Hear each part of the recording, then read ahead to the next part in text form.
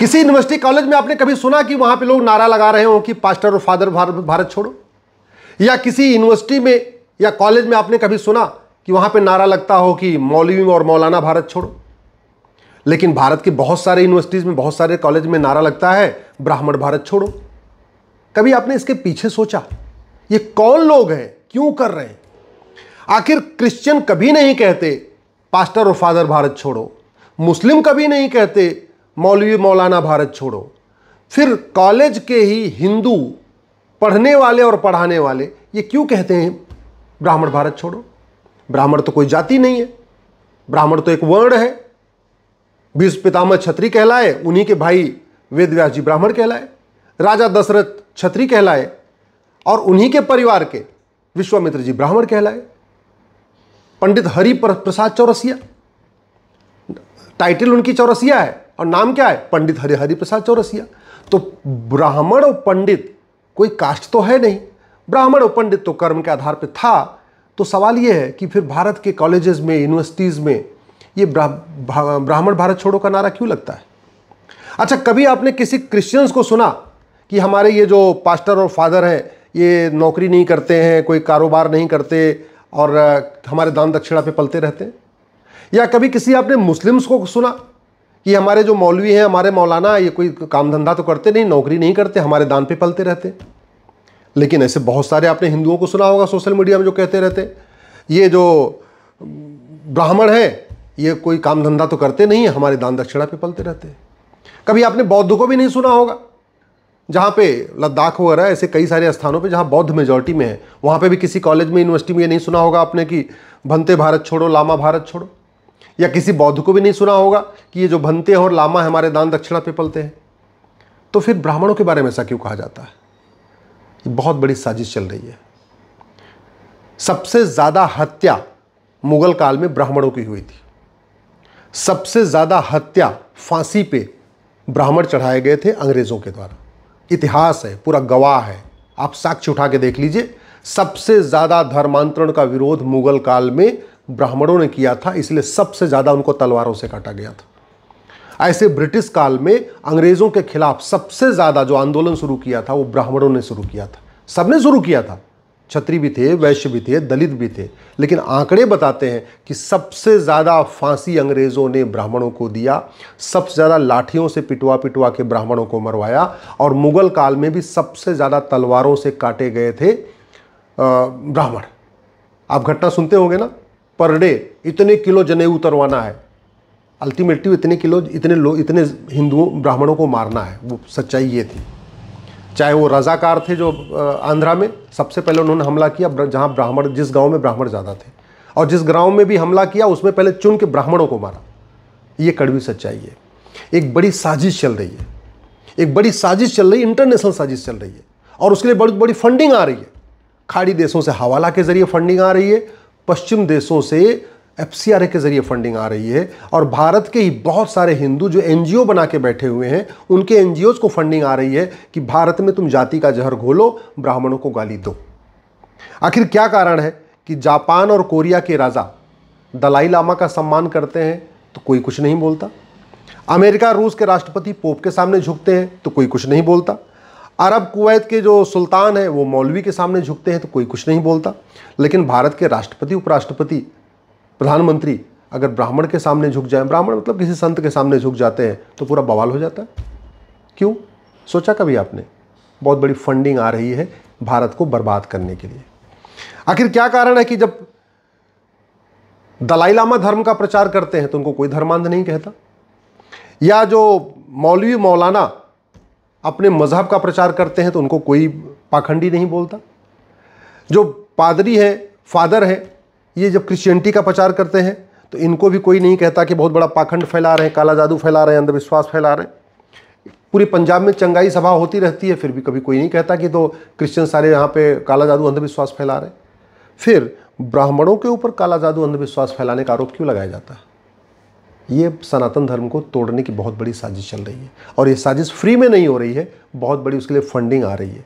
ये यूट्यूब पे, ट्विटर पे, फेसबुक पे, इंस्टाग्राम पे ये जो ब्राह्मण भारत छोड़ो, ब्राह्मणों को खदेड़ो, ये फलाना है, ये तो विदेश से आए, हम यहाँ के मूल, ये जितनी बातें की जाती हैं सब पैसे के लिए की जाती हैं। इन सबको फंडिंग होती है, किसी को डायरेक्ट फंडिंग होती है, किसी को उसके एनजीओ को फंडिंग होती है, किसी की उसकी बीबी के नाम पे एनजीओ है, किसी का उसके बाप के नाम पे एनजीओ है, किसी का उसके दोस्त के नाम पे एनजीओ है। सब मिला के फंडिंग हो रही है। खाड़ी देशों से हवाला के जरिए हो रही है, पश्चिम देशों से सब्सिडी के जरिए हो रही है।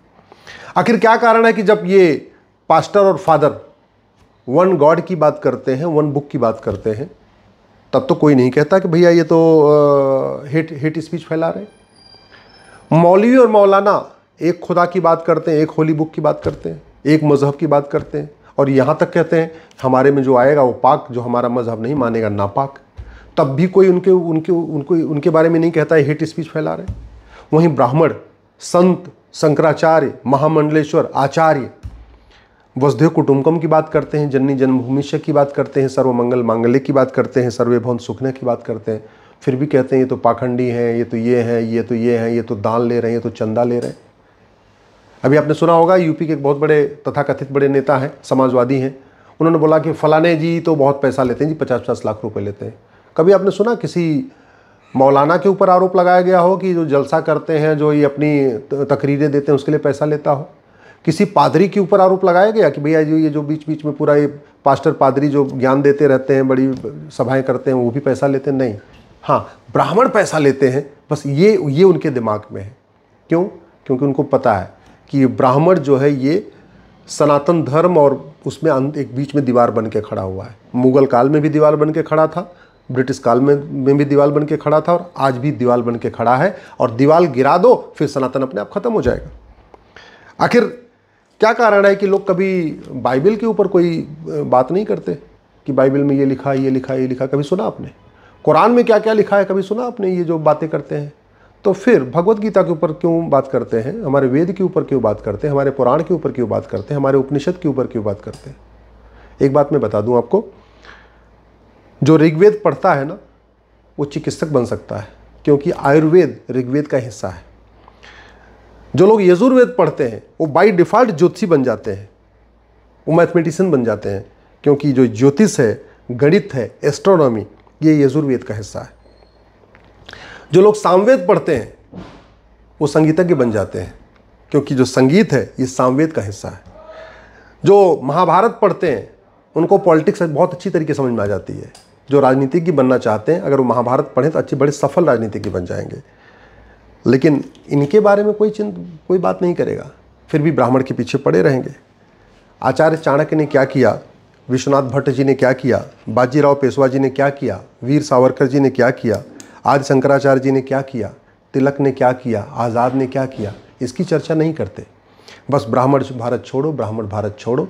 और मैं फिर से कह रहा हूँ, ये जो ब्राह्मण भारत छोड़ो का नारा है, ये खुद का नहीं है, ये केवल पैसे के लिए हो रहा है। ये विदेशी पैसे से पलने वाले कुछ तथाकथित नेता, तथाकथित अभिनेता, ये विदेशी पैसे से पलने वाले कुछ बुद्धिजीवी, कुछ लेखक ये ऐसी बातें करते हैं।